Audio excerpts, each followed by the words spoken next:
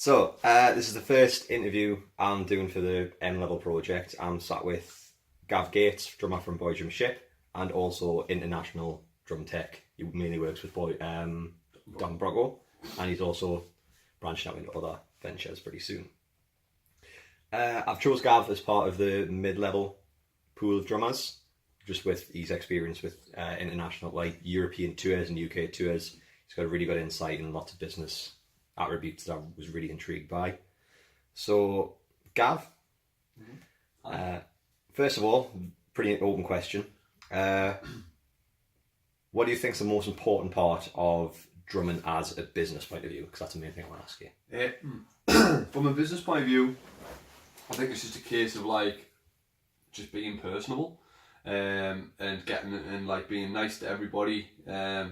Nobody likes someone who's not not tasteful and not cool, and then just being switched on everything. I mean, it's obviously there's in music, and you know yourself, it's like there's money floating around and stuff like that.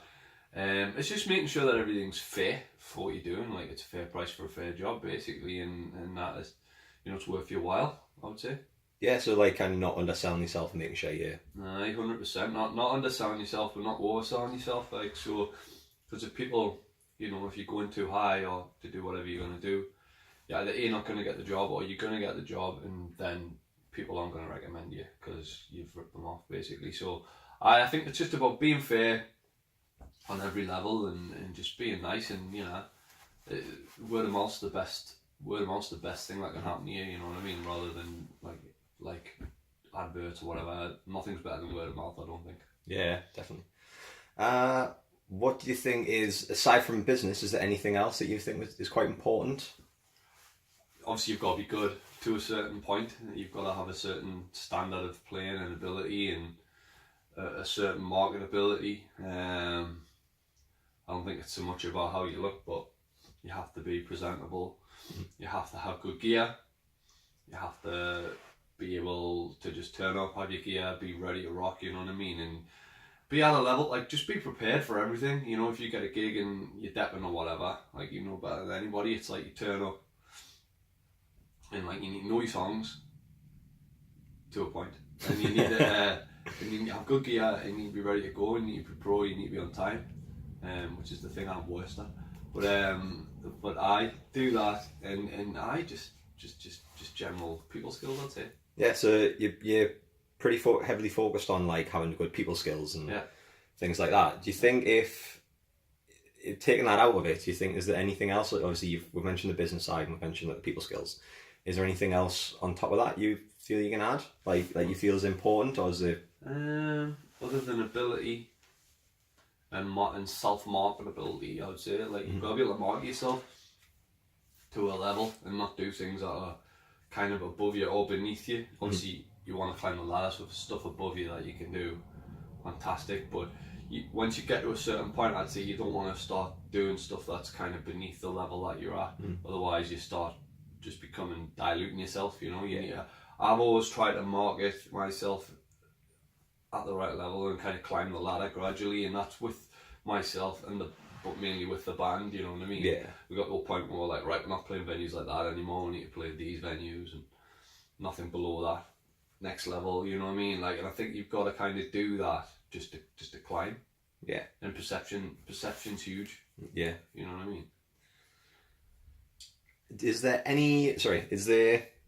minimum requirement for any? So say, like, is there a minimum requirement for ability to drumming? Like, do you need to be, to say, like, for argument's sake, if a drummer is a really average player, is there still a place for them at a higher professional level? So say if they're a pretty average drummer with not a massive skill set playing wise, but they've got a really good business head, and they've got a really good personality. Yeah. Do you think they think there's a place in the industry for those? Yeah, Lars Ulrich. You know what I mean? Like, I think that is how you market yourself. I mean, you've got to be good. You've got to be at a certain level. You've got to be able to hold a beat. You've got to be playing a click track. You've got to be able to solid. You know what I mean? For the style of music you're playing. Like, if you put Lars Ulrich come play jazz, you know what I mean? Yeah. And I love the guy. I'm not saying anything bad about him, but like, he has marketed himself perfectly.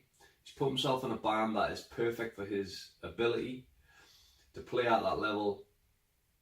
and the band's flew. You know what I mean? Yeah. And that is literally, you can do it. You can do it. Yeah. But you still have to be.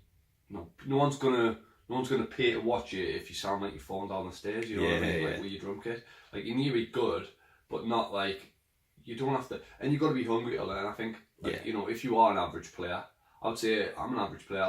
But I'm keen to constantly learn and evolve and like just be better. You know what I mean? Like and try my best to improve on the areas that I'm not so good at. So I think that's really important. Yeah, definitely. So do you think drummers share like commons between them, like compared to other musicians? Do you think drummers have a different skill set compared to... Yeah, drummers are known for being the wacky ones, I don't know. But, I think it's a different kind of instrument, isn't it? I think there's a different level of dedication personally, but I'm biased. But I think you've got the most gear to carry to every show. You've got the most.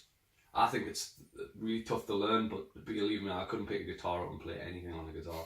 I can on drums now, but so I think there's a different mentality to it. It's a lot more of a physical instrument. So I'd say you need to be at I personally think you need to be at a level of fitness. Like for me, like when I play a show, particularly if it's like a big one for me, I don't drink. I treat it like a sporting event, you know what I mean? That's because it's such a physical activity. There is people out there who have, 8 cans before they go on, but that's not for me. I try to treat it like a sporting event, and like it's got that physical thing to it. And I don't think guitar or anything has that, unless you're jumping around like crazy, you know what I mean? Which is cool as well. But I still think drumming's the most physical instrument. Yeah, it definitely is. Especially even just loading the thing in. It takes the most. Carry on. Right. Do you think that they have, like, drummers as a whole are quite similar? Because I find with guitarists, there is massive variables because, well, even the instrument itself, there's like 3 main categories. There's like acoustic guitarists, there's lead guitarists, and there's rhythm guitarists who all have complete different personalities and jobs. Do you think drummers are pretty one-dimensional in that aspect? Albeit that different taste, do you think there is a common narrative between drummers? Like there is like a core... I think there is a common narrative in a sense, like you could play a hip-hop groove in a rock song and like, you know what I mean? The fundamentals are the same. Yeah. When it comes to drumming. Like you could be playing hip-hop or R&B or rock or, pop. And the fundamental elements of it are the same. It's just how you dress things up and how you accent certain things and like how loud you play. Yeah. Do you know what I mean? But like I think there's a lot of common ground there. I do think there's a lot of variables as well because like it's a personality thing. Yeah. There's so many different personalities. There's so many ways you can set your kit up. Yeah. Like, as a kid with a snare drum and a layer, and then a snare drum where I would have my floor tom. Yeah. And then a floor tom back there, and then there's you, like, who else is China or here? Do you know what I mean? So there's like, there is massive variables to it, and there's massive personalities, and there is no rule how to set your drum kit up. So that's like, where I think with guitar there is a rule. Yeah. Like, you gotta have... Because there's tuning and whereas with drums, it's like, well, just add a drum there and add a drum here, add a cymbal there, add a splash, you know what I mean? Yeah. You can do anything you want. So I think there's a lot more freedom of expression in that way. So I think that's how you see the personalities in drummers, rather than I'm lead or I'm rhythm guitarist. Yeah. You see like, I play a 27-piece kit or I play 3 drums. Do you know what I mean? Like, that's how I see it. Yeah, so like that's obviously like the kind of like the kit side of it, like drummers show their own personalities, but like as like saying have a conversation with drummers do tend to have this big like community unlike any other unlike any other musicians. Do you think that's because we share, like it's like just taking playing away from it, do you think we all share like similar personalities? Yeah. Like do we have something in common on a, sounds really spacey, but like on a spiritual level. On a spiritual level. I guess so. I never really thought of it before. Yeah, I guess so. I think like we all tend to like similar stuff. Drums, vinyl, coffee. You know what I mean? All these things. I think it's like I do think there's a much more tight knit community than say guitarists. I don't think you see a bunch of guitarists hanging out. Maybe that's just because I don't hang out with them. You know what I mean? Like I don't know, but I definitely think there's a strong community core personality feel to it. Cool. What do you think that there's a kind of a certain thing, like if you had to put it into three things as a whole, what would you put like a working drummer, so say like a drummer of any level, whether it be like small time pub club drummers to like massive big time, do you think there's three things in common that each drummer has to have in able to work at their level? Is there anything in common there? Approach and like a solid, like the same approach to like prepare for the gig, whatever level it is, and how much preparation you do is relevant, but like be prepared. I think you need to have confidence on the instrument to a level. Obviously there's guys in the pub who you could just go blink, play an arena, you have the ability, you know what I mean, for whatever reason they don't get discovered or they don't have the break or like whatever, and that's unfortunate, isn't it? Yeah. But I do think there's that. I think we need to be switched on business wise to a level. Again, it's relevant, do you know what I mean? I'd say so: ability, preparation, business. Yeah. Cool. So that falls pretty close to where my original thought was. Yeah. Now, do you believe that if you took a drummer with, this is just an example, this is if you took a drummer in a working pub and club, I think you just touched on it there, with this combination, do you think you could pick them up and just put them in an arena? Do you think they could manage themselves in a sense? Like obviously circumstances change and there's more responsibility, but as a kind of loose statement, do you think the skills are transferable and they're common, they're just amplified? Yeah, common but really amplified. Yeah, like really amplified. But yeah, so depending on the gig as well. Yeah, so obviously with what you're doing, you've kind of, I mean, what was the kind of tours that you were doing with Boy Drum Ship? On a headline or like on a typical headline tour. A typical headline tour we do like 150, 200 cap rooms, and then like on a support tour we've done like 1,500, 1,000 sort of size. So obviously it's a different type of gig when you're supporting, because the focus no one's heard of you, or some people might have but not many, and you're trying to win the crowd over and leave a 30-minute impression on everyone and try to steal the show. Basically, you try to steal the show from the headliner, which is always difficult because people keep watching.